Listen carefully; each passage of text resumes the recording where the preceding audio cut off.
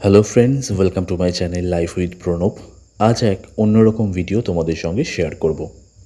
আর কিছুদিন পরেই উজানের অন্নপ্রাশন। অন্নপ্রাশনের আগে বেশ কিছু পুজো দেওয়া বাকি আমাদের বাড়ির নিয়ম অনুসারে। সেই জন্যই প্রথম পুজো দেওয়া হচ্ছে গোপাল পুজো।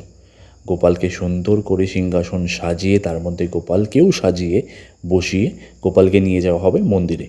সেখানে গিয়ে তার পুজো হবে। সেখানে গিয়ে উজান কী করলো সেটা তো তোমাদের সঙ্গে শেয়ার করবই। তার আগে গোপাল ঠাকুরকে সুন্দর করে সাজিয়ে নিই। সাদা পোশাক পরানো হয়েছে, তারপর গলায় একটা হার পরানো হবে, তারপর মাথায় চুল, মুকুট, তারপর বাঁশি দিয়ে রেডি করে নেওয়ার পরে বিকেলবেলা আমরা যাব গোপালকে নিয়ে পুজো দিতে আর কি।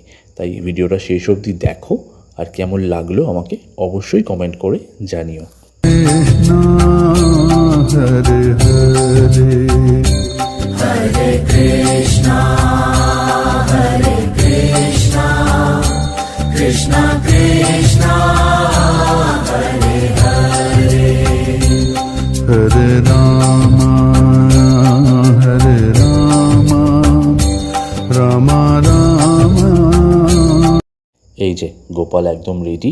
গোপালকে নিয়ে আমরা যাচ্ছি গোপালের মন্দিরে আর কি। সেখানে গিয়ে গোপালের পুজো হবে। এখানে অনেক ছোট ছোট গোপাল আছে, তোমরা দেখতে পাবে এই ভিডিওর মধ্যেই আমি দেখিয়েছি। কারণ অনেকেই অন্নপ্রাশনের আগে গোপালকে সাজিয়ে গুছিয়ে এই মন্দিরে নিয়ে আসে পুজো দেওয়ার জন্য আর কি। এটা হচ্ছে আমার বোনের বাড়ির কুলদেবতা পঞ্চানন ঠাকুরের মন্দির। সেখানেই এরকম গোপাল ঠাকুর পুজো দিতে হয়। তো সেই জন্যই আমরা গোপালকে সাজিয়ে গুজিয়ে সিংহাসনে বসিয়ে এখানে নিয়ে এসেছি পুজো দিতে।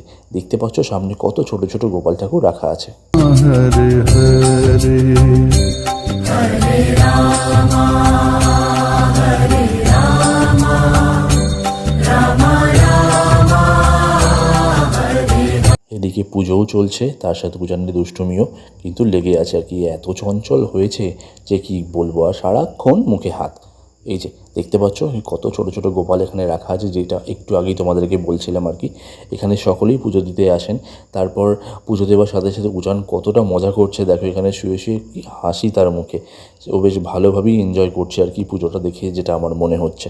যাই হোক, আমার তো বেশ ভালোই লাগলো পুজো দেওয়ার পর। কারণ গোপাল ঠাকুর পুজো দিতে বেশ ভালো লাগে, কারণ আমার বাড়িতেই রাধা গোবিন্দের মন্দির আছে। সেটা তোমাদেরকে আমার সমস্ত ভিডিওতেই দেখানোর চেষ্টা করি, আমার বাড়ির মন্দিরের পুজো।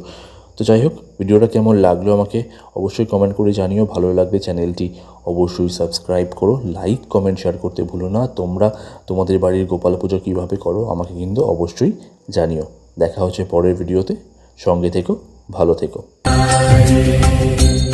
হরে কৃষ্ণ হরে কৃষ্ণ কৃষ্ণ কৃষ্ণ হরে হরে।